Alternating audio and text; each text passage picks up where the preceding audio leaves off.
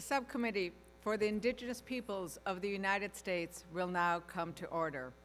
The Subcommittee is meeting today to hear testimony on a single bill, but a very important piece of legislation. It is H.R. 5444, the Truth and Healing Commission on Indian Boarding School Policies Act, introduced by Representative Sharice Davids of Kansas. Under Committee Rule 4F, any oral opening statements at hearings are limited to the chair and the ranking minority member or their designees. This will allow us to hear from our witnesses sooner and help members keep to their schedules.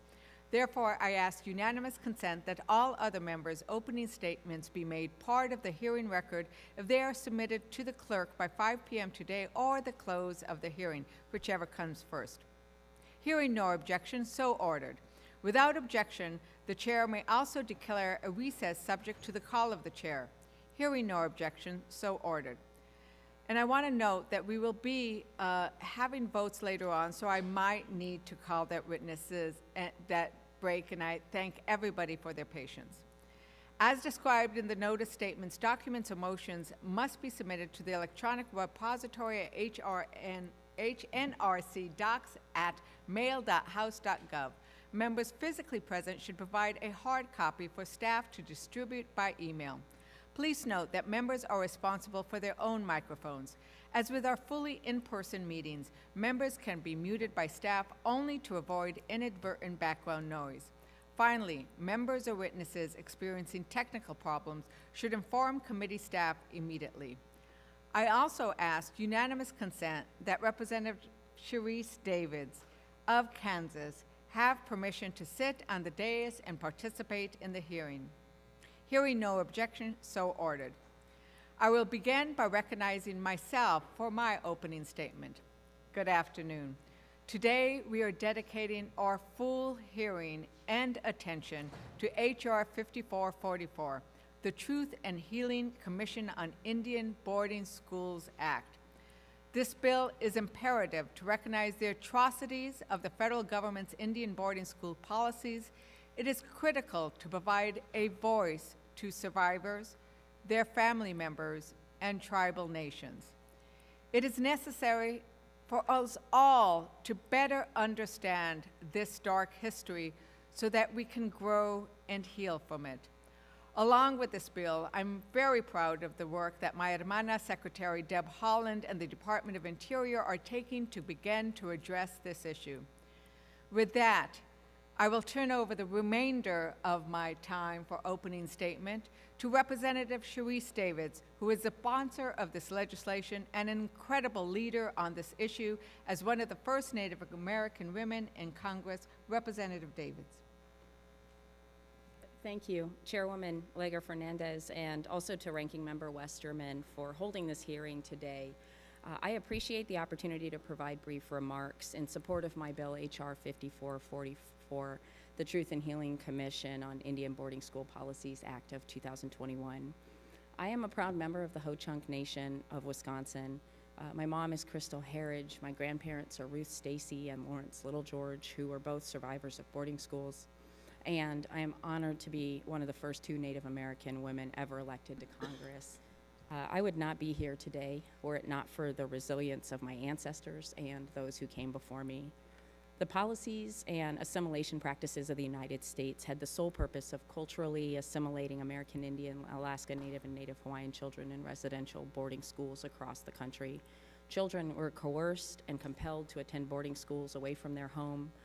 Many children did not return to their families or their communities. Those that did return lost generations worth of cultural knowledge, stories, and traditions, and communities lost their language keepers, cultural practitioners, and future leaders.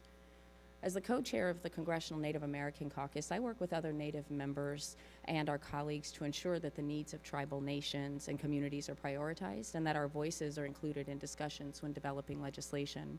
That's why I worked with Native American Caucus co-chair Tom Cole to introduce H.R. 5444 and to work across the aisle to gather bipartisan support. This legislation will establish a formal commission in the United States to investigate and document the attempted termination of cultures and languages of Indigenous peoples and assimilation practices that occurred against Native people through U.S. Indian boarding school policies. This investigation will be documented through culturally respectful and meaningful public hearings, and the Commission will receive guidance from a Truth and Healing Advisory Board to develop recommendations for the federal government in a final report due no later than 5 years after enactment. This legislation builds on the important work being done at the Department of Interior. We saw yesterday in Volume 1 of their Federal Boarding School Initiative report that the separation of Native children and families in the name of civilized assimilation caused significant impacts. This bill does not duplicate the efforts of the Department of Interior, but rather expands and continues to acknowledge that legacy with the help of survivors, tribal leaders, policy experts, and communities that can help guide this process. And I'm sure you will learn more from our witnesses today. The impacts of boarding school policies have touched all Native peoples, both past and present. I'd like to acknowledge how painful and uncomfortable these and future conversations are going to be. I honor and thank the witnesses and survivors who are here today, who are brave enough to inform my colleagues about the impacts that boarding school policies have had on their lives and their communities. There were 14 federal Indian boarding schools in Kansas. One sits in the Kansas 3rd and is the Shawnee Indian Manual Labor School, located in Fairway, Kansas. It's now preserved as the Shawnee Indian Mission State Historic Site, according to the Kansas State Historical Society. It operated from 1838 to 1862, and at one time had nearly 200 children there. And in Lawrence, Kansas, Haskell Indian Industrial Training School was one of the largest early boarding schools in the country. While I was fortunate to attend what is now Haskell Indian Nations University, there still resides a history that must not be forgotten. The campus includes known grave sites of over 100 Native children who died at the school when it was implementing its assimilationist practices. This commission will build off Secretary Holland's federal boarding school initiative by collecting documents and testimony outside the federal boarding school system. The Department of Interior's efforts, along with the bipartisan support of this bill, shows that the branches of federal government are ready to work toward fully acknowledging its contribution to this history. As federal partners, we owe the Native children and lost relatives of the time the resources to investigate and fully understand how we got here.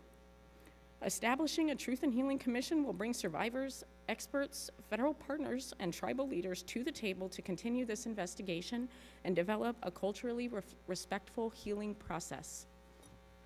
If Native children were able to endure and survive the Indian boarding school era in our nation, we should be able to find it in ourselves to fully investigate what happened to our relatives and work toward a brighter path for the next 7 generations. Thank you again to Chairwoman Lager-Fernandez and Ranking Member Westerman for calling this hearing today, and I'm looking forward to working with the subcommittee and with my colleagues. I yield back. Thank you, Representative Davis. This will be, I believe, a very powerful hearing that we hear today from all witnesses. I would now like to recognize Acting Ranking Member Obernolte for his opening statement. Thank you, Madam Chair, and thank you to you and to the author for bringing this bill forward and for convening this hearing on a very important topic. The events that catalyze the need for a hearing like this are nothing short of horrific. And I think if you look at the report that was just issued yesterday by the Department of Interior, it seems very clear that the harm that was done to Native American tribes was unfortunately inflicted deliberately with the goal of not only forcing cultural assimilation, but also of achieving territorial dispossession. So I expect that we are going to hear some horrifying things in this hearing, and rightfully so. And I also, I really like the title of this bill, because I think this is what we're all after, the Truth and Healing Commission. We need to achieve both of those things, to not only right the wrongs of the past, but to try to achieve some kind of healing so that we can emerge together as one society, which I think is the goal of everyone in this room. I would like to add some respectful suggestions both to the author and to the chair because I would like to see this legislation be bipartisan, and I think it deserves to be. One of the things that I hope we're going to have a discussion about today is whether or not this commission should have subpoena authority. As I'm sure most in the room are aware, it's not the norm for a commission like this to have subpoena authority. In fact, there are standing committees here in the House of Representatives that don't even have subpoena authority. So I understand the goal of having subpoena authority. I mean, we are the Truth and Healing Commission. So, however, I'd like everyone to think about the fact that assuming that this is going to be an adversarial relationship with the people that testify for the commission might be doing a disservice to the goals of the commission. So subpoena authority, while it might serve the goal of truth, might be adversarial to the goal of healing. And I think that we should have that discussion because I'm not sure that that serves the purpose of the commission. I also think we need to be very clear about the taxpayer resources that are being expended here, and appropriately so. I think we need to have a discussion about whether or not service on the commission should be compensated. As the bill is written right now, it's compensated at level 4 of the executive schedule, which is almost $200,000 a year. I would hope that it would be more of a community service role. I think we should have that discussion. And I also think we need to talk about the total costs of the bill. I'm not opposed to investing substantial taxpayer resources in this commission, but I think we need to be explicit about what those resources are. And right now, at the end of the bill, it merely says that the necessary resources, such sums as may be necessary, will remain available until expended. So I think we need to quantify exactly what those sums are and write it in the bill so that everyone is clear on that, and so that it would withstand challenge in the future. So those are just a couple of respectful suggestions, Madam Chair, but I am very much looking forward to the testimony today. It is a very difficult topic for all of us, but I am very supportive of the goal of achieving both truth and healing here, and looking forward to our time together. I yield back. Thank you, Representative Robel-Nolte. Now I will transition to our panel of witnesses for today. Before introducing them, I will remind our witnesses that they are encouraged to participate in a witness diversity survey created by the Congressional Office of Diversity and Inclusion. Witnesses may refer to their hearing invitation materials for further information. Under our committee rules, oral statements are limited to 5 minutes, but you may submit a longer statement for the record if you choose, and I would simply note that we have received your statements and we have read them. Thank you for the written statements that you've already sent us. When you begin, the on-screen timer will begin counting down and it will turn orange when you have 1 minute remaining. I recommend that members and witnesses joining remotely lock the timer on their screen. When you go over the allotted time, I will tap my gavel and kindly ask you to please wrap up your statement. After your testimony is complete, please remember to mute yourself to avoid any inadvertent background noise. I will allow the entire panel to testify before we begin the question portion of the witnesses. Now, as we've noted, we are asking for testimony from survivors and those who have firsthand knowledge of a very difficult and dark period of our history. Before I introduce our first witness, I want to advise members, viewers, and listeners that some of the testimony we are about to hear today may be graphic and disturbing. We are simply noting that so that everyone tuning in and listening will be aware of such possibility. The chair now recognizes Mr. James LaBelle, Sr., who is the first Vice President of the National Native American Boarding School Healing Coalition and a boarding school survivor. Mr. James LaBelle, you are recognized for 5 minutes.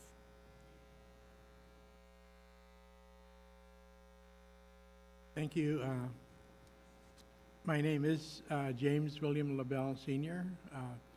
In my culture, I am also known as Akpayuk, which means fast runner. I was named after an uncle who had passed away, and it's tradition in our culture to be named after someone who came before us. I'm a product of a mixed marriage. My father was French and Irish, and my mother was Eskimo, or otherwise known as Inupiaq, as we say. She came from a little village called Kotzebue above the Arctic Circle on the Bering Sea coast. I was born in Fairbanks, Alaska in 1947, and I just turned 75 years old a few weeks ago. I come to you as a very assimilated and acculturated man.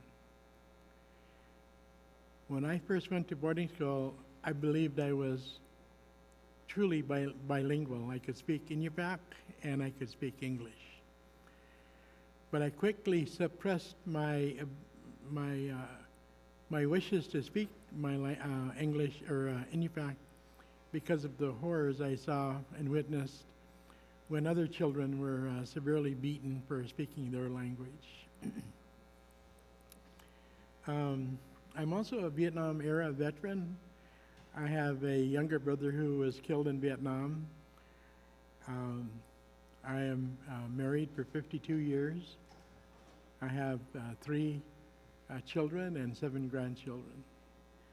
I'm part of the Port Graham Village tribe and a shareholder in one of our ANCSA corporations called Chugach, Alaska. I've been waiting 67 years to tell this story. While I might have received an education or a white man's education, in the process I lost my own language, my own culture, my traditions. And today I cannot speak my language, nor could I conduct all of those wonderful traditional activities we call subsistence, hunting, fishing, and gathering.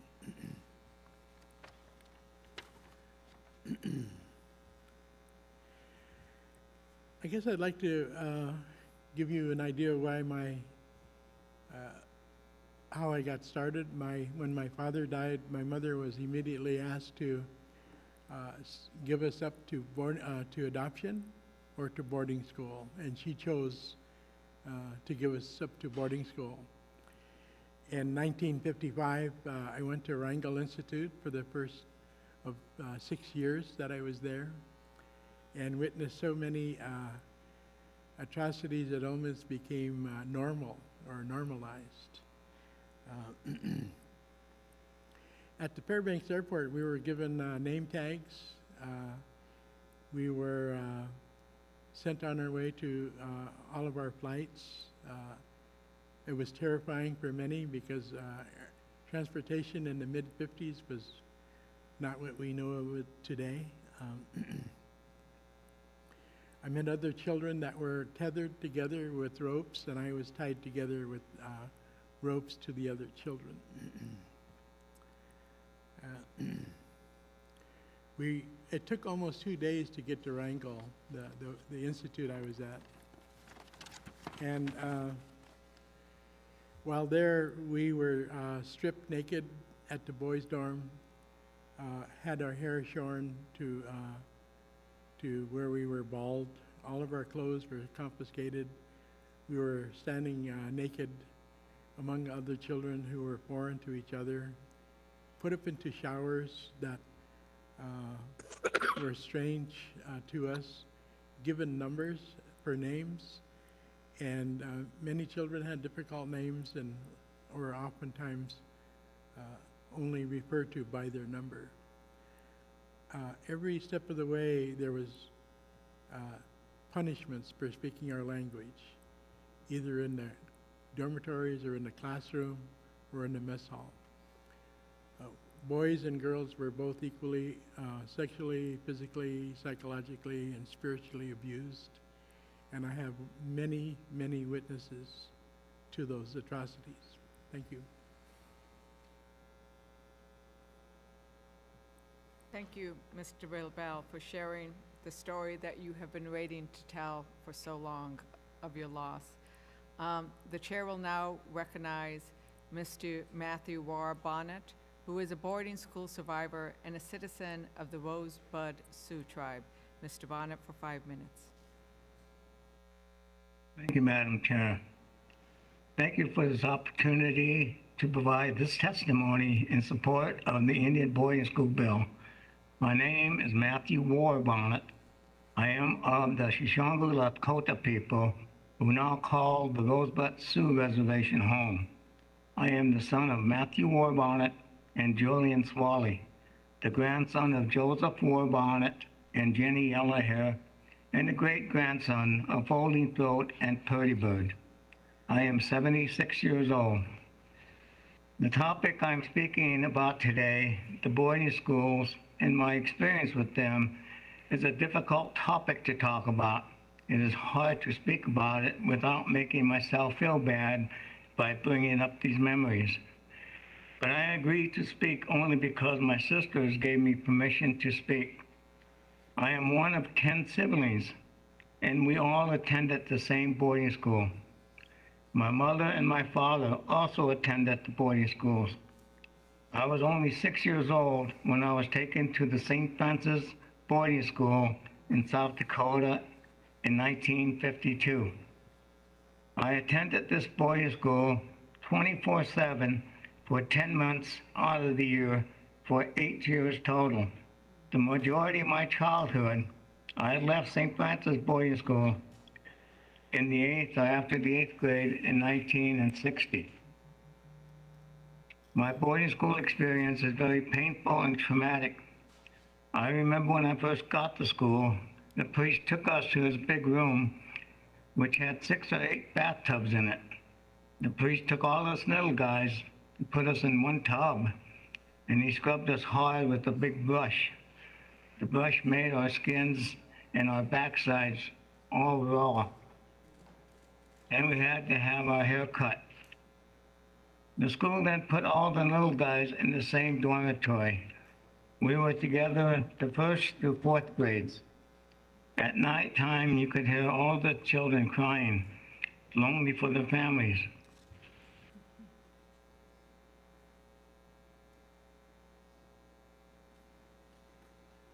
I remember seeing my sisters.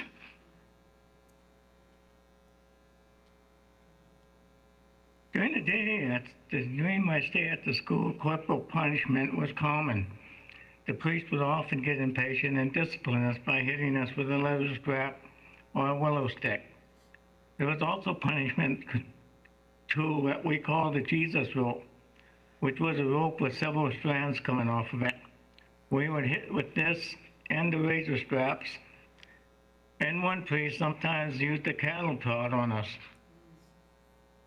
Another way the priest disciplined us was to lock us out of the school during the cold winter. When this would happen, the little guys would be shivering and crying. Some of us older boys would take our coats off and cover them. One time, a priest threw my older brother Joe Bonnet down a flight of stairs, and he broke his arm. I think the priest was also abusing him in other ways. The priest also punished us by isolating us and limiting our access to food. One time I got in trouble, and my punishment was for 10 days I was separated from other kids and given only bread and water to eat. I don't even remember what I did to deserve this type of punishment.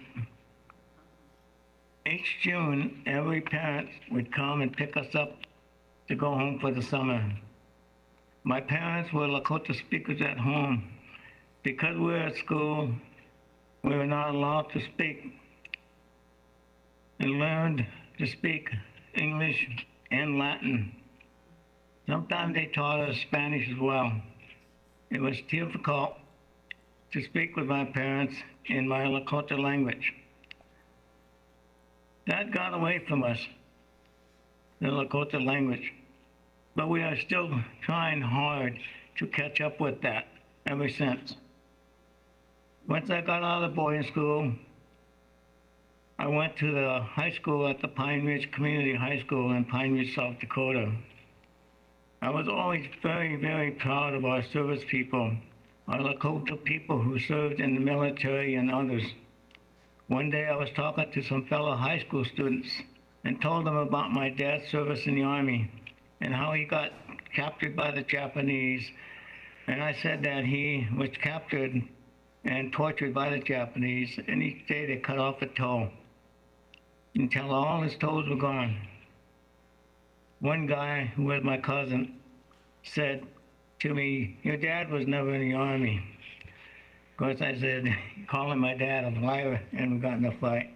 When I went home, my dad told me that when he was in the first or second grade in the school, he ran away, and because of that, he froze his toes off.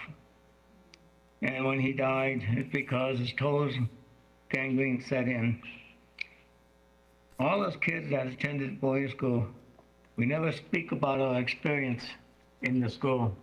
Our family has never spoken to each other about it, and our parents have never told us about it. I guess we just didn't want to hurt each other.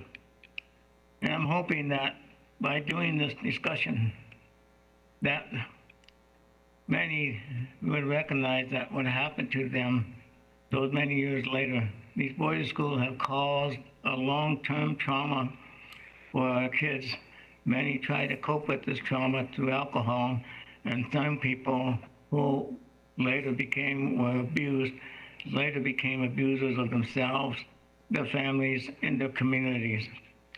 Regarding my healing, I credit my dad for being there for me and helping me. Because of him, I turned out the way I did.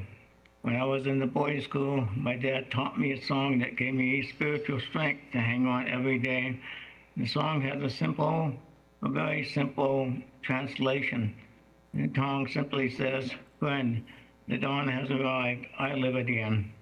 Every day I would sing this song to myself before I went out to play. The boys' schools were sanctioned by the United States government. And the government gave churches more land so that they can Christianize and modernize us and to civilize us. Mr. But the Warbonnet. church treated us wrong. And I thank you for letting me testify today.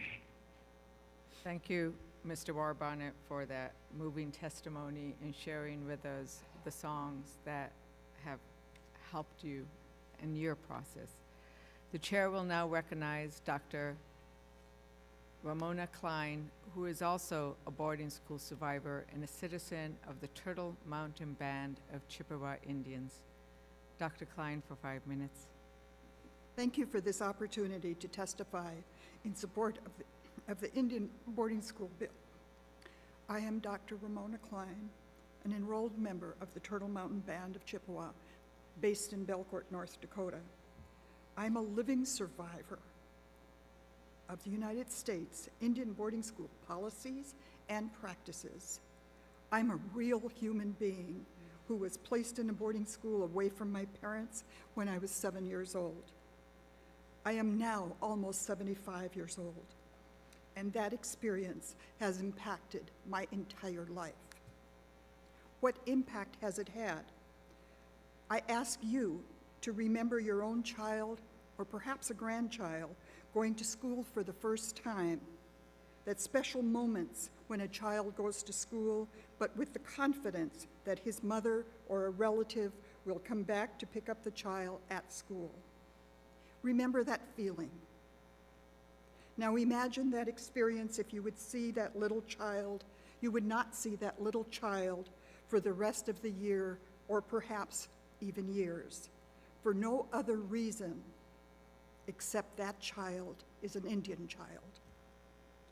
I remember seeing my mom crying as she stood and watched 6 of her 8 children being placed on a big green bus and taken to Fort Totten Indian Boarding School in Fort Totten, North Dakota. That image is forever imprinted in my mind and in my heart. I remember arriving at Fort Totten and my long hair being cut very short, much like a boy's haircut, and being fine-combed with kerosene under the assumption that I had head lice. I remember being given the nickname Butch by other children because of that haircut. I remember being scrubbed regularly with dirty brown soap and my skin becoming dry and chapped. I remember that they used a stiff brush, and that soap was made with lye. I remember arriving at the dormitory, which was so big and cold, feeling so scared and alone among only strangers. I remember scratchy woolen army blankets. I remember being afraid to sleep at night, fearful of the matron's son who walked the halls at night, using a flashlight to spot me in bed. He touched me like no child should ever be touched. As a little girl, those hands were huge.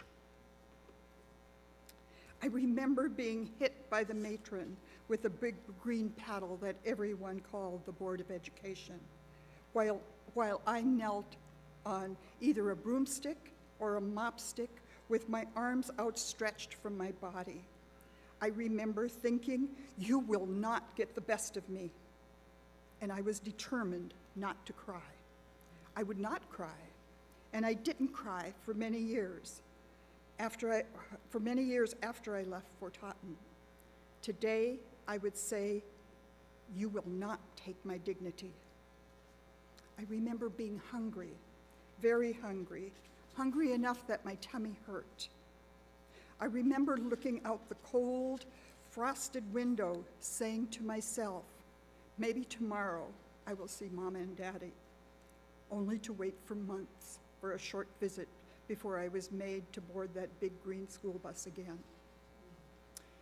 This is only a snippet of my memories, as there is not enough time to share, like witnessing a murder outside the dormitory, or being told by my teachers that I was dumb and I could not learn. Being in that boarding school was the loneliest time of my life. It has made it difficult for me to trust other people, including people on this committee, with my emotions, my thoughts, my dreams, my physical being. And how could that not be the result? In spite of that boarding school experience, I became an educator myself. I've taught kindergartners through graduate students in public schools, private schools, and tribal colleges. I tried to create for my students an educational experience that affirms who they are and builds them up, rather than one that presumes to save them from attempting to strip away their dignity. I thank you for this opportunity to tell just a little bit of my story. Thank you, Dr. Klein, for sharing your memories and the manner in which I hope you can regain our trust. The chair will now recognize the Honorable Ben Barnes, who is the chief of the Shawnee tribe. Oisi Kisiki. Good day, Madam Chair, and thank you for the opportunity to address this committee regarding House Resolution 5444, the Truth and Healing Commission on Indian Boarding School Policies in the USA Act. My name is Ben Barnes, and it's my honor and privilege to serve the chief of the Shawnee tribe headquartered in Miami, Oklahoma. It is an honor to be here today. I honor, respect, and admire the bravery and perseverance of my fellow panelists who survived boarding schools. At its core, Washington, D.C. is a city of remembrance. From the Washington Monument to the Lincoln Memorial, Washington, D.C. embraces our past and honors those that helped shape its future. Tragedies and acts of genocide are also memorialized, lest they be repeated. Monuments often point to events, but it's society that draws meaning and deep understanding from the stories of individual people. That is why the Holocaust Museum is filled with testimonies from survivors and remembrances of the victims. That is also why more than 58,000 names have been carefully engraved on the wall of the Vietnam Memorial. These people and their stories matter. For over a century, it was the policy of the United States government to tear Native American children away from their families, communities, and culture, to civilize them by erasing any vestige of Native identity. And yet, relatively little is known about the tens of thousands of children who suffered at these institutions. What were their names? What did they experience? How many of them died? Where were they buried? These children's stories have been cast aside forgotten, or lost, as if this tragedy never happened. These children matter. Their stories matter. As chief of the Shawnee tribe, the issue of Indian boarding schools is extremely personal for me. Over 150 years ago, Shawnee children were sent to the Shawnee Indian Manual Labor School in what is now Fairway, Kansas.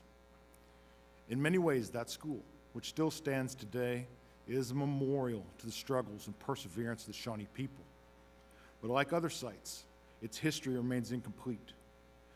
We know that the residents there were malnourished and mistreated. We can still see carvings left in the windowless attics where children were forced to sleep in hot summers and cold winters. We know that our school was closed in 1862 due to abuse and mismanagement, but we don't know the full extent of what went on there because, in large part, we don't know the stories of the children that went there, including the names of those that died at the locations of their burial sites. Finding answers and honoring these children's stories is important to the Shawnee tribe. We've engaged historians and researchers to assemble all available information regarding the Shawnee Indian Manual Labor School. We have found that some records are seemingly lost forever. We have also discovered that crucial parts of the story are inaccessible within government archives or exist within the private collections of religious institutions that operated some of these schools. As time continues to pass, we will lose the testimonies of survivors and more documents will become more misplaced. That is the importance of H.R. 5444, creating a mandated commission empowered to locate every available record and ensure this history is preserved and made available for examination. Finding answers to long-asked questions will not be without consequences.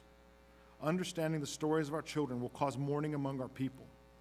The discovery of unmarked graves will provoke difficult conversations about best how to honor those children. But amidst the pain, a burden will be lifted. Acceptance, healing, and growth will follow. So this commission's purpose is not to point fingers, lay blame, or evoke guilt in people who are generations removed from these atrocities.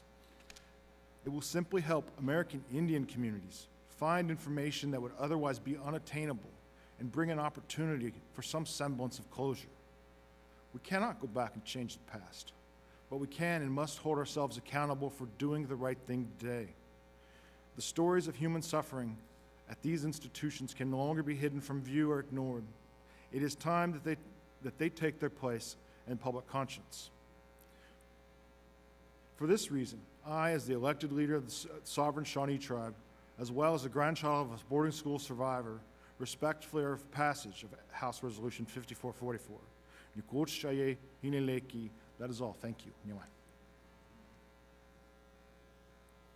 Thank you so very much. We are getting close to having votes called, but I wanted to try to get to one more witness before the votes are called. So the chair will now recognize Ms. Deborah Parker, who is the Chief Executive Officer of the National Native American Boarding School Healing Coalition. Ms. Parker. Tigwitsi, Halslahel, good afternoon, Madam Chair and members of the committee. My name is Sitsayaltsa Deborah Parker, citizen of the Tulalip tribes, and I have the honor of serving as the Chief Executive Officer of the National Native American Boarding School Healing Coalition, also known as NABS. NABS formed in 2011 following public outcry about the lasting impacts of the boarding school era. Shortly after Canada launched their Truth and Reconciliation Commission, leaders from the United States and Canada came together to discuss the need for such a process in the United States. NABS supports a community of thousands of boarding school survivors and descendants. On behalf of these relatives, as well as 54 endorsements and 26 resolutions from tribes and national organizations, I am here to strongly support H.R. 5444. Our collaborative work with the U.S. Department of Interior has identified 408 federally funded and supported U.S. Indian boarding schools, as well as 89 additional institutions that receive no federal funding at all. For centuries, these 497 boarding schools operated as a broad system with a singular goal aimed at our children. The stated purpose of the United States Indian boarding school policy was to destroy Indian culture by using education as a weapon. This purpose was clarified by General Pratt in fierce commitment to an agenda of assimilation. Pratt's motto, "To kill the Indian in him and save the man," became a standard for the operation of these institutions. Upon arrival, our children had their hair chopped, their clothes stripped, and their names were replaced with English ones, or often just a number. Children frequently received corporal punishment for speaking their language, practicing traditional songs and ceremonies, and resisting contradictory instructions from their languages and cultures. Methods of punishment included solitary confinement, flogging, whipping, slapping, cuffing, and forcing children to administer punishments to each other, such as the gauntlet or the strap line. Children were subjected to forced labor, neglect, malnourishment, and physical and sexual abuse. Children were beaten to death. This happened routinely enough to compel operators to have cemeteries on the school grounds, often in unmarked graves. This violence affected hundreds of thousands of children, their families, and their communities so deeply that these effects of trauma can be seen intergenerationally. Indian boarding school methods are rooted in the doctrine of discovery and manifest destiny. It has taken generations for us to get to this point of public truth and accountability for the voices of those that have never had the chance to return home, for those that were forever changed by this extremely cruelty, for those that were chained to basement radiators, prison cells, and dark closets, for those that were sexually abused, told to wash up and to return to the marching lines, for those that were told that they would be forgotten. We are here to remind you to remember these children, to tell the truth, to subpoena others who are carrying that knowledge, and ensure that we get the truth that our families deserve. They need to know where their children are. We need our relatives to come home. Thank you for this time. Utig Witsichel. Thank you. Thank you as well so very much for your testimony. The bells you are hearing behind us is that the votes have been called. So I apologize to our last witness that we weren't able to get you before the votes were called. We will take a recess. We will return as soon as votes conclude. So I look forward to us all getting back here as soon as the votes conclude. We anticipate we will. Staff will keep you apprised of where we are in that process. I don't want to start prognosticating about them because we can't really tell how long they'll take. But I do want to share that what we have heard so far is incredibly moving. It is important to hear the stories. It is important to hear all of your testimony, as difficult as it may be, testifying here and in the months and years ahead that these stories need to be heard. So thank you for sharing those with them today, and we will come back as soon as we can. We're now in recess.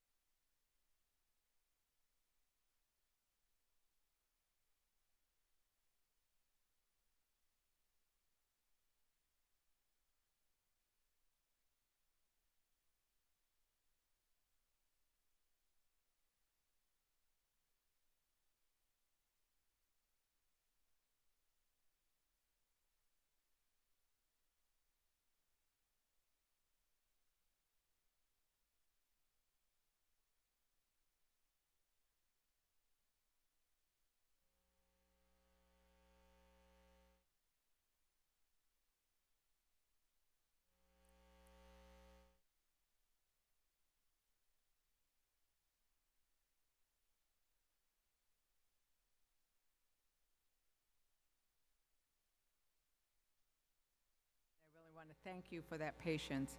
The chair will now recognize as our last witness, Dr. Janine Peace, who is the founding president and faculty member at Little Bighorn College. Dr. Peace, you're recognized for 5 minutes.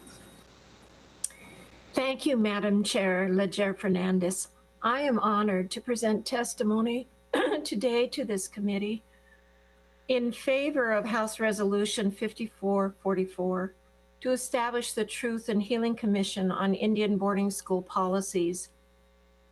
Balasha akchuagi de jitchesh, absaloke bia, shodaje, hinewabe akbarat dia kyonej. My name is one who loves to pray. I am a Crow Indian woman. I bring you greetings from Crow Country. This is a beautiful day that our Creator has given us. I am past president of and current adjunct faculty in humanities at Little Bighorn College. As an associate faculty to the Crow Oral History Project, I have pursued over the last 5 years the stories of women and children from my nation. I also coordinate language revitalization projects for the Crow Language Consortium. But I want to tell you that I, like many other American Indian people, I am a descendant of boarding school students. My Hidatsa great-grandmother, Sarah Walker Pease, attended and graduated from Hampton Institute. She went there with 14 students, and while she was there, 7 of those 14 perished and are buried there. Sarah's 4th son, little Benny, was forced to go to Crow Agency School at the tender age of only 4 years. And he was beaten so badly that he died at the school. And we decorate his grave every Memorial Day. My grandparents, Tilly Whiteman Runsham and Ben Pease, attended the Crow Agency boarding school. And my grandpa, at an older age, went to Sherman Indian School in California, where he chose to run away because he objected so much to his treatment there. There is a story in our tribe of a grandmother who wanted to protect her grandson from being taken by the Crow police to Crow boarding school. I know this old lady. I knew her as a child. She was very elderly. She wanted to protect her grandson, so she went to the mountains. She and her grandson eluded the Crow police for almost 3 weeks, camping, moving, camping. And finally, Crow policeman Whitearm captured the little boy. She followed the policeman and her grandson to Crow Agency, a distance of 24 miles, set up her camp and put up her tent right next to the fence that was around the boarding school. From August to December, she watched her little grandson march from the dorm to the cafeteria to the classroom building, right up to the very frigid cold temperatures in Montana, sub-zero weather. Finally, she became convinced that her little grandson might survive the boarding school. Typically, we called the Crow Agency boarding school the mean place.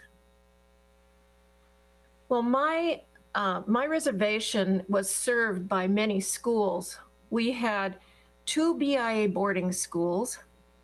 We had a Catholic boarding school, St. Francis Xavier boarding school. We had a Unitarian boarding school.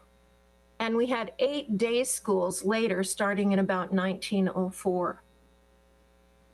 So the Crow students, though, that went to Carlisle have definitely picked up my fascination, and I have studied them, learned about their data.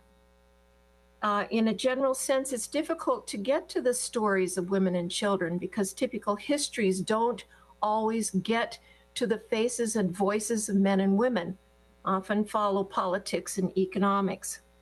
But my historical research has shown that there are many moving parts. Fortunately, in the case of Carlisle, there's a digital resource center, and that center provides basic data on all of the students who are enrolled. I was able to find out who the students were. I found out that 3 of our students are passed away or buried there. I found that 17 were discharged for serious illness, many of whom, almost all of whom, died within just a year or 2 of their return to the reservation. I have the advantage of having been able to interview children of Carlisle students and conducting interviews to understand what the conditions at Carlisle were.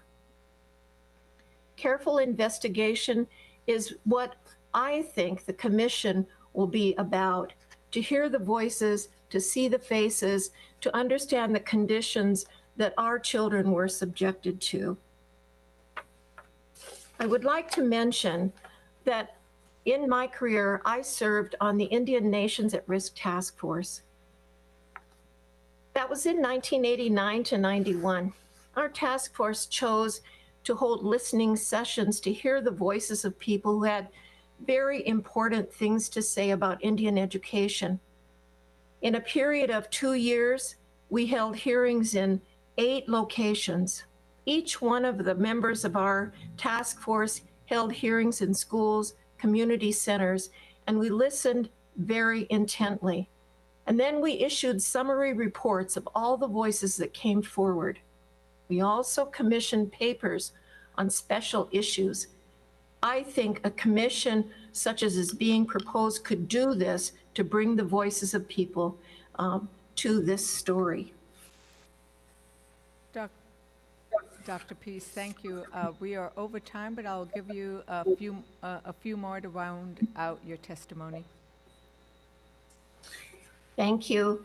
The legacy of the Bureau of Indian Affairs boarding schools is bittersweet. Certainly the bitterness comes from the extreme distance Indian students had to endure from their homeland, from their loved ones, from their culture and their language. The bitter experience includes a loss of classmates and fellow tribal members who were students. Those who succumbed to diseases so debilitating that they took their life. It was bitter for the students whose stay at Carlisle was cut short due to severe illnesses, and they found themselves on trains as passengers to go home, and once they got home, they lost their lives. Of course, there's the sweet aspect of those who achieved, and we've talked already about the immense resilience that many of our people have shown. Thank you, Dr. To Peace. come away from those experiences. Thank you for the opportunity to present testimony in support of this legislation. Thank you, Dr. Peace, for your important testimony regarding the importance of listening to the voices. I thank the panel of witnesses today for their testimony. I remind the members that Committee Rule 3D imposes a 5-minute limit on questions. The chair will now recognize members for any questions they may wish to ask the witnesses. I will start by recognizing myself for 5 minutes. Today, we've listened with tears in our eyes and purpose in our heart to the tragic stories of the treatment of young Native American children who were torn from their parents, torn from their families, torn from their culture, torn from their homeland, and forced into conditions that today, if you told us these stories today, we'd say it was torture. We have heard such stories. And we know that it is important to continue to hearing those stories, even as I recognize that all of you who have shared, who are survivors, that even telling the story is painful. So I recognize that pain, and I thank you for being willing to go over that pain again and again so that we know what happened and so that we can move forward. So for that, I offer my gratitude. You know, and we must acknowledge that Congress played a role in this when in 1819 we passed the Indian Civilization Fund Act to appropriate funds to church-run schools to, quote, civilize American Indian and Alaska Native children. By 1925, 60,889 American Indian and Alaska Native children were forcibly taken to Indian boarding schools. Our own country allowed children to die in federally funded schools, as we've heard today. At least 53 burial sites for Indigenous children in marked and unmarked graves exist across this country. And yesterday we heard about the Department of Interior and its report that confirmed that the United States directly used federal Indian boarding schools as a system to dispossess tribes. 76 schools were in present-day Oklahoma, 47 in Arizona, and 43 in my own state of New Mexico. The report further calls for an investigation on the legacy impacts of federal or Indian boarding schools. It's undeniable that these events have led to intergenerational trauma. American Indian, Alaska Native children experience post-traumatic stress disorder rates at the same rates as veterans returning from war in Iraq and Afghanistan. Of course they do. They've suffered harm as young children, torn from their families. They suffer PTSD at triple the rate of the general population. H.R. 5444 will establish a much-needed commission to formally investigate and document the stories of survivors and the human rights violations that occurred against these American Indian, Alaska Native, and Native Hawaiians. This bill will also include a nationwide hotline service for survivors, family members, and other community members. H.R. 5044 will focus on the historical intergenerational trauma in Indigenous communities. Again, I want to thank the witnesses, especially the survivors here today. I have almost used up all my time because I wanted to make sure we all understood the difficulty of what you are doing and testifying here today. But Mrs. Parker, I want to just ask you quickly, what are the current barriers to obtaining records for Indian boarding school and better understanding what took place? Because I think it is important to understand those barriers so we can truly understand the purpose of the bill and some of its provisions. Absolutely. Thank you for your question, Chair Fernandez. I had the opportunity when I was younger to work in British Columbia, Canada, and we worked with the Canadian Truth and Reconciliation Commission, and we were funded to do so, to work with First Nations residential school survivors, also boarding school survivors from the United States. And we know from that experience that obtaining records was extremely difficult. Records didn't come forward cooperatively, and so now after many years, I'm a citizen of the United States here, and it's time that the records come to us, to the citizens of this country, to the citizens of our tribes. As the CEO of the National Native American Boarding School Healing Coalition, we have asked for records from churches, organizations, we've done a FOIA request to the federal government, and we have received little support, little information. So this subpoena with the power, time left, with regards to the subpoena power that the commission would have, do you believe that would assist in recovering those records? it's absolutely necessary. It's why we worked with this bill to make sure that this information comes to the boarding school survivors and their families and tribal nations and organizations who worked for the healing and the truth of the Indian boarding school experience. Thank you. My time has expired, and the chair will now recognize the ranking member, Mr. Obolnolty. Thank you, Madam Chair, and thank you very much to all of our witnesses. I found your testimony this afternoon extremely moving, and I am sincerely hopeful that this represents the starting point of a process that can bring some healing and some catharsis to the victims of this terrible tragedy, like yourself, but in tribes across the country. Ms. Parker, I'll start with you with a question. So at the beginning of the hearing, we were talking about the Department of Interior's Federal Indian Boarding School Initiative. And as I'm sure you're aware, Secretary Holland yesterday released the first volume of findings from that. I haven't made my way all the way through it. It's a little over 100 pages, but I've perused it, and hopefully this weekend I'll get some time to read through it. But it's very moving and powerful what they've managed to uncover. And I was also very happy to hear her announce yesterday that she's going to be doing over the next year a nationwide tour to gather testimony and stories from people in Indian country about the atrocities that were committed at these boarding schools, and to try to bring some light and some healing to this process. So as the author of the bill testified, we certainly don't want to be duplicating the efforts of the DOI here. We want to have this commission be a parallel process that adds meaningfully to what the DOI is doing. Can you tell us a little bit about how this committee would distinguish its efforts from that at the DOI? Absolutely, thank you for the question. This commission would examine beyond what the scope of the Department of Interior can do. So as we know, there's other departments and representatives in Congress and as well as churches and other organizations, private organizations who have records. And so this commission would take a dive deeper into the records and the public testimony. This will make it a formal record for the U.S. Congress and for all of us to understand the needs of our boarding school survivors, intergenerational survivors, tribal nations. And so what this bill would do is hold public testimony in a way that opens the door to also the experiences of those who attended church-run schools. Thank you. Yeah, I think we all have a common purpose here.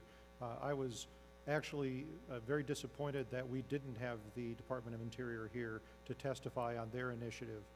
And I'm hopeful that in the future we will be including them in this process, because I think that would be a very helpful addition. And I think we're all on the same team here. We're all working for the same cause, and I think that their inclusion is warranted. Secondly, I'd like to continue a line of questioning that Chair Ledger-Fernandez began on the subpoena power that you are requesting for the commission. As you're aware, that's actually a relatively rare thing for a commission like this to have. In fact, as I think I mentioned at the onset, there are some of the standing policy committees here in the House of Representatives that don't have that power. So I am fearful, though, that if we assume this process is going to be adversarial when we go out to collect this information, that although we might be getting at the truth, we might be also delaying the healing. Can you talk about a little bit more about that particular concern? Why assume that this is going to be an adversarial process? I guess I'm not so sure I'd call it adversarial. I would just call it the need for records and for churches and other organizations to bring their records forward.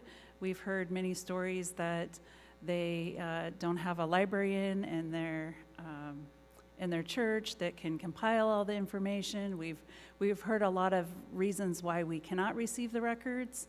So with the subpoena power, that will allow us to make sure the records do come forward in a timely fashion. So I think a lot of this is just compelling these organizations to bring these records forward, especially because we have elders right now who are ill, and we've lost a lot through the pandemic. So we need these records now. It's critically important before we lose these stories, and our elders, they deserve to know where their relatives are, what happened to their family members. Right. Well, we all share that goal. But I can tell you from experience that when you issue a subpoena to somebody, when someone serves that subpoena, the person is going to assume that the process is adversarial. They're going to show up with lawyers. They're going to be very defensive. I don't think that's the kind of atmosphere we're trying to lay here. And so that's my concern. We, the Natural Resources Committee, we have subpoena authority, and so I will pledge to you, and I think the chair will join me in this, that if you're having difficulty accessing records, sic us on it, because we will go after those records. And these are agencies that have to come to us for approval on their budgets, for approval on the initiatives that they're starting. We will help you get those. But I remain concerned about the subpoena authority just for that reason. But I see I'm out of time. But thank you again to everyone. It's been very moving this afternoon, and we all appreciate you being here. Thank you. The chair will now recognize the gentlewoman from Minnesota, Representative McCullum. Thank you, Madam Chair. Thank you for having this hearing. Thank you, Representative Davis, for bringing this forward. And thank you to our Interior Secretary, who was in Minneapolis and St. Paul, Minnesota this weekend, who was at the headquarters of the folks who are here trying to seek the reconciliation for children who attended boarding schools. Really quickly, before I get to the subpoena issue, I would like to address the term such sums as may be needed. As an authorizer, when I first came to Congress, that was all that was in the education bills, unless we were reauthorizing something that had a current base number. So it's custom and usage when you're launching something new to put in such sums as needed. And that's because when it goes to Ms. Pingree committee, she will have a targeted amount of money that she can spend on the interior bill. And that gives her the flexibility of balancing all the needs of Indian country within the interior bill and making sure that she works with organizations to make sure that they have the necessary funds to do the minimum, more if we can do more, and the maximum they can spend if they can spend it at a time, and if Ms. Pingree has that amount of money there. So to have authorizers determine what the appropriating committee is going to have is a little awkward because we don't have our targets yet. So such sums as may be needed doesn't mean it's an open checkbook. It just means that the appropriations committee, which the authorizing committee can work with, can do its job in setting the budget. I'm going to hold up something. I know we're doing this virtual. This is called the Catholic Spirit. And the Catholic Spirit, and I'm Catholic, for the record, because I will be criticizing my own church. The Catholic Spirit had a big report, and it's called Special Report on Indian Boarding School Legacy. And they're going through a truth and reconciliation within the Catholic Church on this. But yet, I know firsthand that my church has failed often when children have suffered at the hands of religious clergy with sexual abuse, that the church has been involved in cover-ups and slow walking. So the fact that this commission had the ability to quickly let the churches, particularly that were involved in these boarding schools, to know that they have to comply with getting these records moving forward is extraordinarily important. And this just isn't records to do reconciliation and healing. These are all records so we can honor those young students who died, who are often in unmarked graves. And that's something else I worked on in the state of Minnesota. We had a legacy at our state of mentally ill and other children being institutionalized and being buried in unmarked graves. So it was a very difficult process to move through to get the information in that. So subpoenas should be rarely used, but when used properly, they can keep someone from stonewalling a commission or a group to get to the truth. So Ms. Parker, once again, please, would you say that where there's been public money used to a Catholic church, one of these other church schools, that the taxpayers have the right, that you have the right to get that information for taxpayers and how their dollars were used in many instances to abuse, torture children, and to divide families by destroying their cultural traditions? Should it be a right to get that information for the taxpayers? Yes, I strongly believe it should be a right to obtain those records, and we've already proven that it's been incredibly difficult to receive the records. So I would agree with Representative McCollum. Madam Chair, as Chair of the Department of Defense Interior Appropriations Subcommittee, I look forward to working with you, Ms. Davis, and the Department of Interior to make sure that the Department of the Defense turns over every single record, because they too were involved in a lot of these schools and the way in which children were not treated with the dignity they deserved, and the families had their whole future ripped away from them. And we owe it to our tribal brothers and sisters to do everything that we can to face a wrong, to right a wrong, and to make sure it never happens again. With that, I yield back. Thank you, Madam Chair. Thank you, Representative. The chair will now recognize the gentleman from Illinois, Mr. Garcia. Thank you, Madam Chair, Ranking Member, and of course, and especially the witnesses for sharing their most intimate, tragic, and important stories that we need to move forward by passing this legislation that has been presented by Representative Davids. Today's hearing comes just one day after the Department of Interior released a report that reveals more about the dark history of Native American boarding schools. We know that there were more than 400 such schools and that they were supported by the U.S. government and more than 58 associated sites, a figure that could grow exponentially as research continues. Children were forced to leave their families, were renamed, told not to use indigenous languages, and many killed, among many horrors.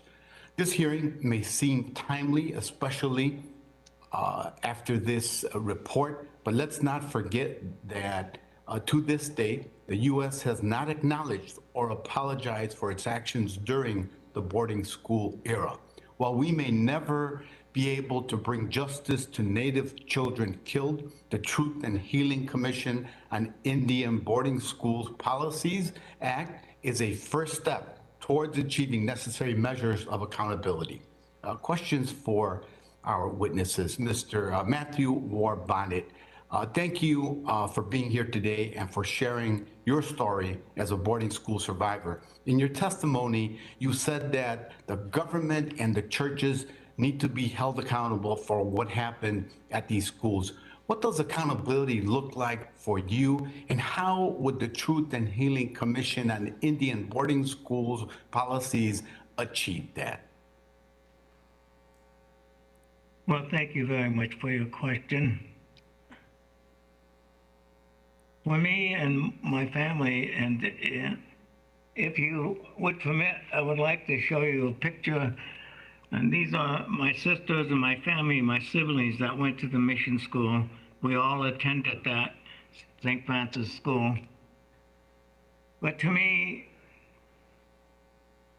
acknowledgement by the churches, not just an apology, but an acknowledgement of what they did to the children and their refusal not to acknowledge the struggles that they had when they became adults, that they engaged in activities that became abusive to themselves, and as a result, they began to abuse their families. They became abusers of their communities, and until they went.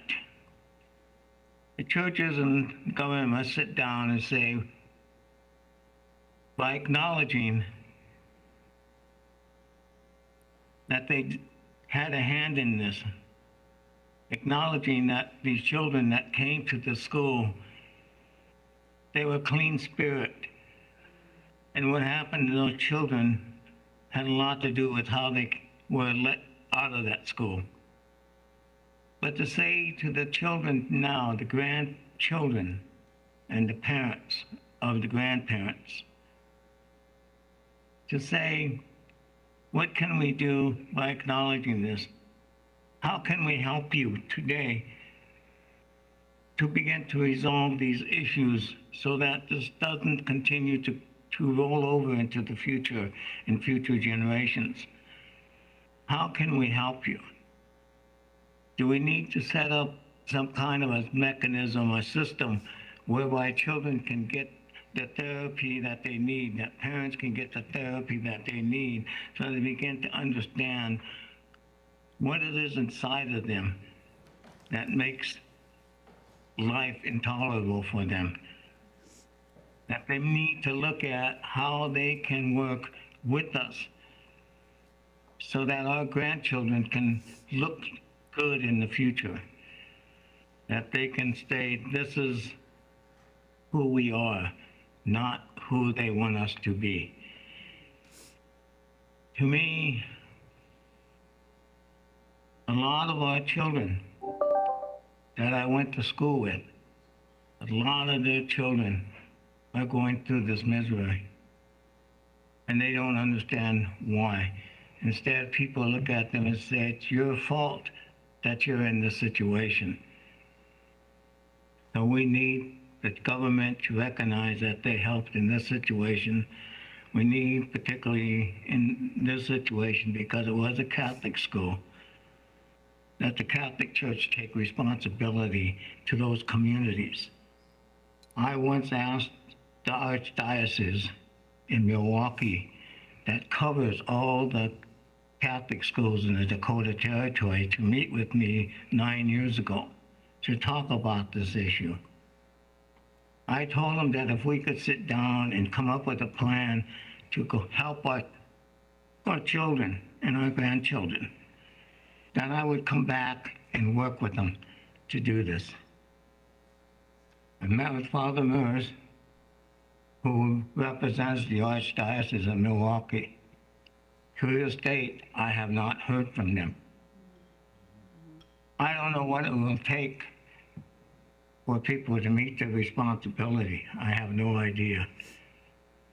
I would hope that the Truth and Justice Reconciliation, they would want to meet that responsibility without a lot of legalities getting in the way. Thank you, Mr. Bonnet, and know that I too stand with you in the efforts to get at the truth from whatever institution it needs to be obtained from. Thank you, sir. Thank you. Madam Chair. Thank you. The chair will now recognize the gentleman from Florida, Mr. Soto. Thank you, Madam Chair. This committee is often one that's tasked with righting historic injustices. There was a Voice of America headline, Florida prison fort served as testing ground for federal Indian boarding school system. The El Castillo de San Marcos, subsequently known as Fort Marion, Florida, was an abandoned Spanish fort where U.S. Cavalry officer Richard H. Pratt, according to VOA, had the idea of, quote, how to solve the so-called Indian question, whether and how to assimilate natives to American culture. We see what our staff analysis between 1819 to 1970, during the boarding school era, more than 357 of these schools extending from Pennsylvania to Alaska came to effect. And currently less than 38% of the Indian boarding school records have been located. We know the terrible tragedies that happened, and thank you all for being here and for your stories. These stories matter, as tragic and as hard as they are to hear, and this hearing enshrines them into our shared history. And the Truth and Healing Commission by Representative Davids will help us on this long road towards justice. Mr. LaBelle, you had told us a lot here today, and it would be, if you can, important for you to go into a little bit of the abuses that you witnessed in a little more detail for the record as we work on this bill, and the floor is yours.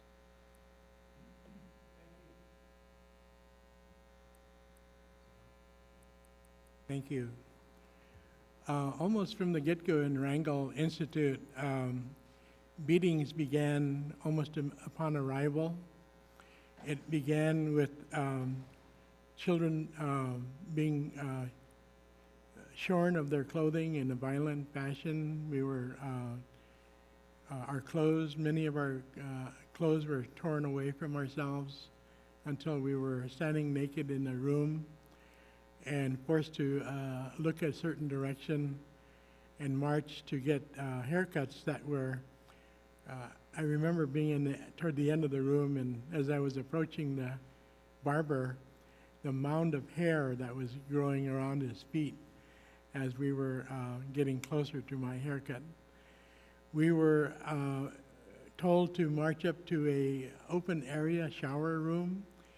We're still naked and we're still strangers to each other, to us boys, one from the other. And we were ordered into this open shower room where the water was already running, and many children did not or could not bathe themselves. They were as young as 5 years old. And I recall, I can see matrons running into the shower, getting wet themselves, getting a floor brush and taking lye soap and scrubbing children until some of them bled, the skin bled. We were marched again into a line where we were assigned our numbers, and we all were issued 2-digit numbers that was placed on indelible ink on our clothing and on our bedding and on our mail. And many children had difficult names, so oftentimes it was easier for matrons to refer to these children only by their number and never by their name.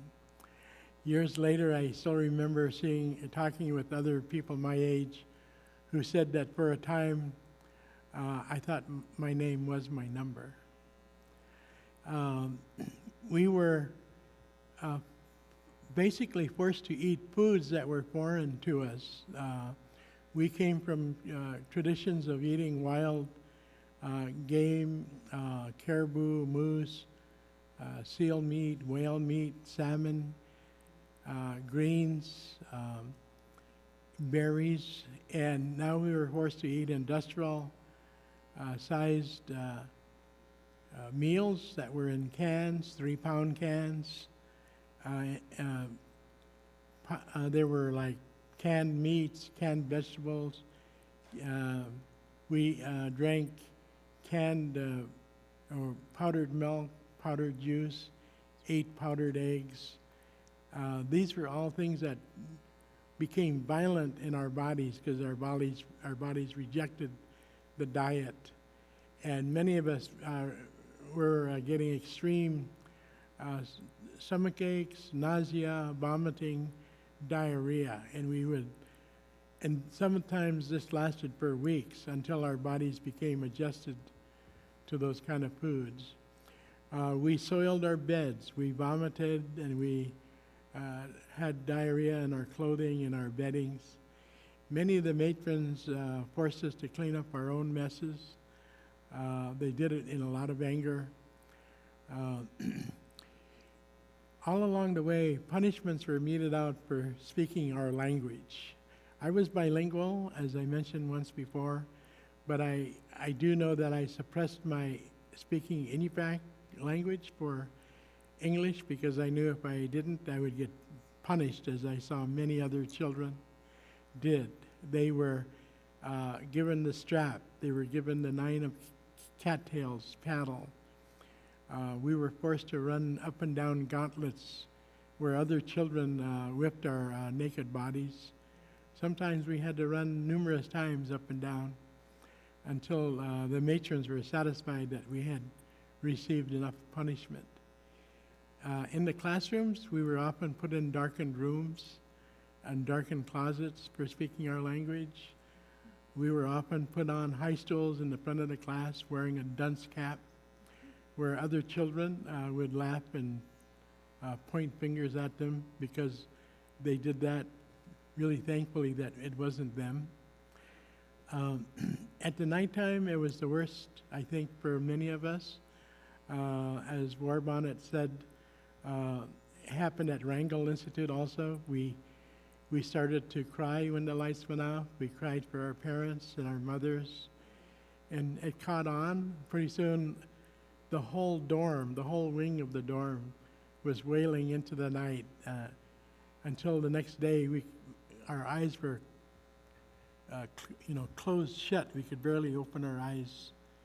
And that crying occurred days in and days out and weeks in and weeks in and out and months until toward the middle of the school year, no child ever cried anymore.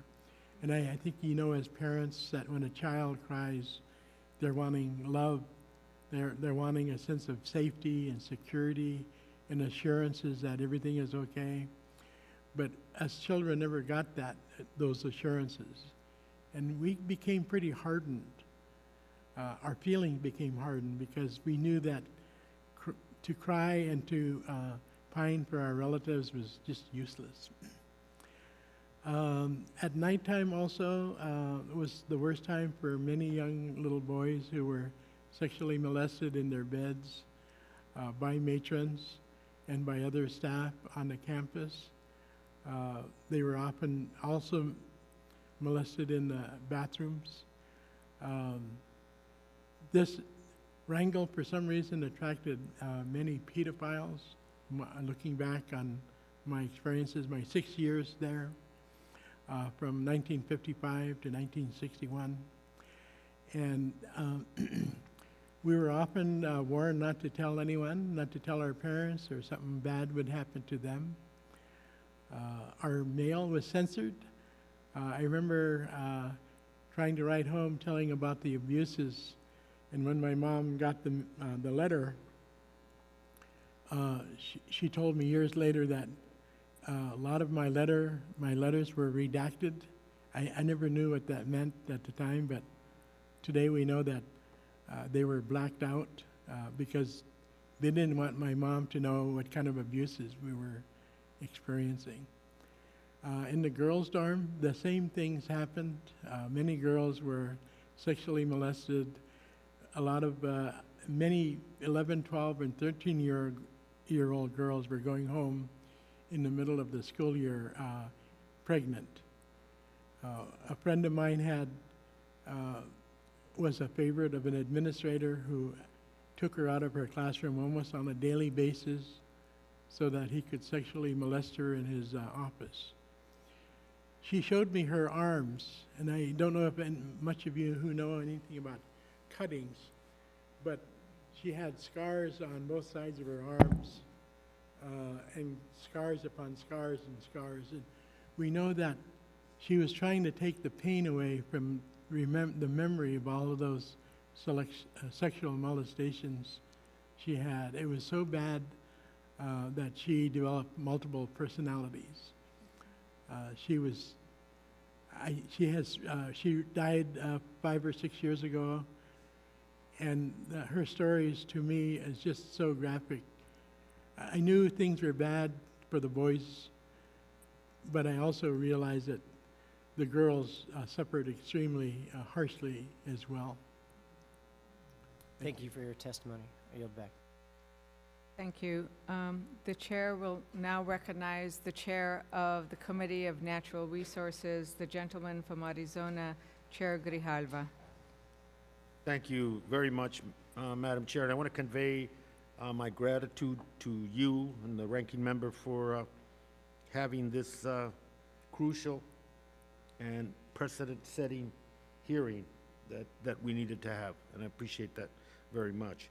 And the testimony, both written and what I've heard today, is painful as it is. It's a reality, and a reality that we can't deny, you can't erase, you can't rewrite. You just have to expose and begin the process of healing, reconciliation, and understanding. And that's what this commission is about. And because we are talking about public policy that directed this nation and its entities to move in this direction, to move in the direction of 47 boarding schools in Arizona, second highest in the country, and 40 plus in New Mexico, and the list goes on. And it should not be a dark secret. It is not a secret to Indian country. And the intergenerational effect, we haven't even talked about that, but it's there. And the loss of identity on the part of who we are and a person and who these children were, it's not something that is trifle or little. It's fundamental to a community, and it's fundamental to a people. And I think the subpoena power is necessary. We're reacting to a public policy. And in order we must have, this truth-seeking is not about assessing punishment. It is about recognizing that this chapter in our history is something we cannot hide from. And the survivors that are here today, thank you so much. Tribal leadership, thank you. Ms. Parker, thank you very much for your consistency on this issue for as long as you've been working on it, and all of us have been working with you. But I think, you know, the report that thanks to the leadership of Deb Holland as secretary, and it does make a difference, her report begins the process, doesn't end the process.